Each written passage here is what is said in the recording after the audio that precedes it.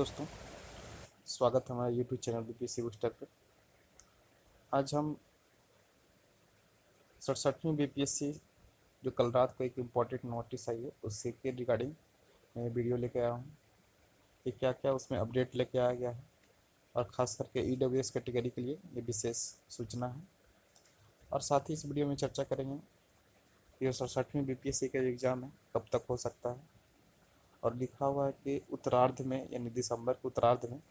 तो उत्तरार्ध करने का मतलब ये होता है कि जो आपका, चूँकि 12 दिसंबर को तो आपका पंचायत इलेक्शन ही ख़त्म होने वाला है, तो यही 3rd और 4th वीक में आपका एग्ज़ाम पॉसिबल है।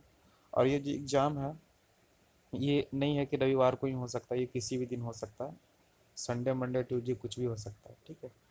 और भी इस वीडियो में जानेंगे कि 66 बीपीएससी मेंस का रिजल्ट कब तक आने की पॉसिबिलिटी है और इंटरव्यू कब हो सकता है।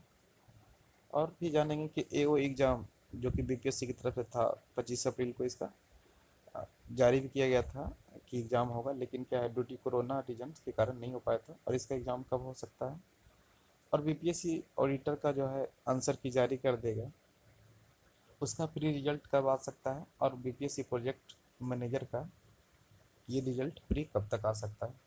तो चलिए वीडियो का स्टार्ट करते हैं। सबसे पहले देखते हैं कि 67 बीपीएससी के जो प्री एग्ज़ाम का जो डेट है आपका दिसंबर के 3rd या 4th वीक तक होने की पॉसिबिलिटी है और ये बीपीएससी के द्वारा ही जारी किया गया है। इसके बाद देखते हैं कि क्या है हमारा इम्पोर्टेंट जो इस बार का नोटिस है, उसको मैं पढ़ के बताता हूँ क्या आया है। ठीक है। तो यहाँ पे आप देख सकते हैं, ये कल रात को ही आया था। इसमें बोला गया है कि प्रारंभिक परीक्षा में ऑनलाइन आवेदन पत्र में इंगित कॉलम में आरक्षण का दावा नहीं करने पर आरक्षण का लाभ नहीं मिलेगा। डेट मीन्स अगर कॉलम में लिखा हुआ है कि आप किस कैटेगरी के हैं, अगर आप उस कॉलम में अगर नहीं आप लिखते हैं कि मैं इस कैटेगरी का हूँ, तो आपको आरक्षण का लाभ नहीं मिल पाएगा। दूसरा नंबर पर लिखा हुआ कि ऑनलाइन आवेदन भरते समय उनके पास आरक्षण कोटि के अनुरूप सक्षम प्राधिकार को निर्गत प्रमाण पत्र उपलब्ध कराना अनिवार्य होगा। यानी अगर आप ईडब्ल्यूएस कैटेगरी का हैं तो आपको ईडब्ल्यूएस कैटेगरी जो आपका 2020-21 का रेनुअल होना चाहिए। अगर आप नहीं प्रोवाइड करते हैं तो आपको इसका आरक्षण नहीं दिया जाएगा। चूँकि इस बार देखते हैं एक लड़के के साथ जो बीपीएससी के द्वारा दिक्कत हुई, तो उसी के अनुसार क्या ये सभी को दे दिए कि आपको अनिवार्य रूप से जमा करना होगा। तीसरा नंबर पे लिखा हुआ है कि आरक्षण का दावा करने वाले विवाहित महिलाओं को जाति क्रीमी लेयर सहित प्रमाण पत्र उनके पिता के नाम से निर्गत होना चाहिए, ना कि उनके पति के नाम से। ठीक है। जो भी आरक्षण का दावा करते हैं वो क्या उनके पिता के नाम से होना चाहिए, ना कि उनके हस्बैंड के नाम से होना चाहिए। जो 5th नंबर में लिखा हुआ है कि अस्थायी दिव्यांगता प्रमाण पत्र में निर्धारित अवधि के बाद नवीनीकरण नहीं होने की स्थिति में प्रमाण पत्र विधि मान्य होगा। यानी आप फिजिकली हैंडीकेप्ड हैं, अगर आप उसको रिन्यूअल नहीं कराएं तो आपको आरक्षण का लाभ नहीं दिया जाएगा।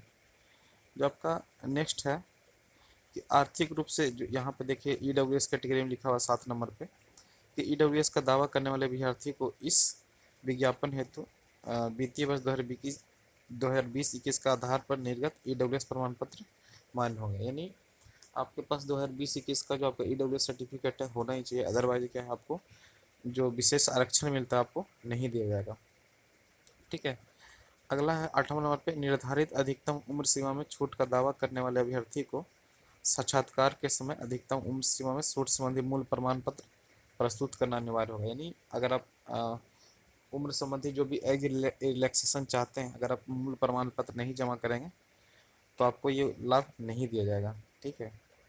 और भी कुछ रिलेटेड है, यानी मेनली रूप से यही था ईडब्ल्यूएस कैटेगरी के, आपको 2020-21 का आपको होना चाहिए। लास्ट देखिए 13 नंबर में है कि प्रारंभिक परीक्षा के ऑनलाइन आवेदन में प्रविष्टि का आवेदन भरने की अंतिम तिथि के बाद 10 दिनों तक एडिट कर सकते हैं। एडिट करने की अवधि के पश्चात सुधार हेतु कोई आवेदन विचारणीय नहीं होगा। यानी आप जब आपका लास्ट डेट होगा उसके 10 दिन के अंदर ही आपको एडिट करने का ऑप्शन होगा, उसके बाद आपको ऑप्शन नहीं दिया जाएगा। यानी आप जब भी फॉर्म भरें तो एक बहुत ही केयरफुली पूर्वक आपको भरना चाहिए। ठीक है।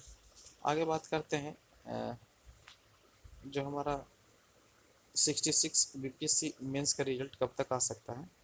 ये देखिए, चूँकि 66 बीपीएससी मेंस के रिकॉर्डिंग आपने देखा होगा कि 29 से आपका 31 जुलाई को एग्ज़ाम हो चुका था, तो काफ़ी लोगों का इंतज़ार है कि इसका रिजल्ट कब तक आने की पॉसिबिलिटी है। तो आपका ये जो रिजल्ट है आपका अक्टूबर लास्ट या नवंबर फर्स्ट वीक तक आ सकती है। और इंटरव्यू भी है जो कि या तो नवंबर लास्ट या आपका दिसंबर में पॉसिबल है कि आपको हो जाएगा। लेकिन बहुत ज़्यादा बीपीएससी के ऊपर प्रेशर भी है, तो टाइम हो सकता है कि थोड़ा सा एक्सटेंड कर सकता है, लेकिन ज़्यादा पॉसिबल कि आपका दिसंबर में हो सकता है इंटरव्यू।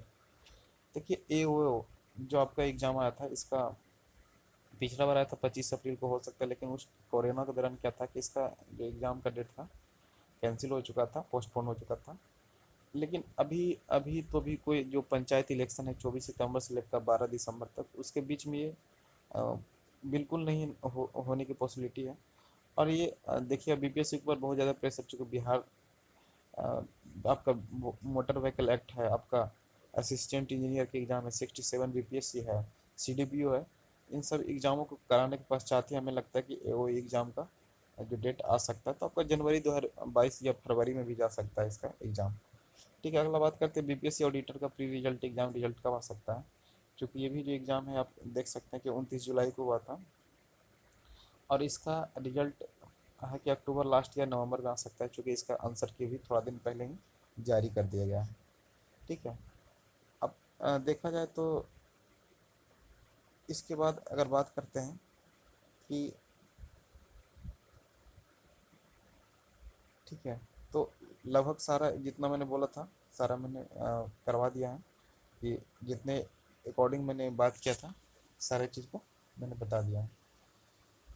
तो एक है कि बीपीएससी प्रोजेक्ट मैनेजर जो एग्ज़ाम हुआ था उसका रिजल्ट कब आने की पॉसिबिलिटी है। तो बीपीएससी प्रोजेक्ट मैनेजर चूँकि ये भी देखा जाए तो अगस्त में ही हुआ था एग्ज़ाम, और इसका जो एग्ज़ाम का जो रिजल्ट है वो भी अक्टूबर लास्ट में आने की पूरी पॉसिबिलिटी है कि आपका एग्ज़ाम का रिजल्ट आ जाएगा।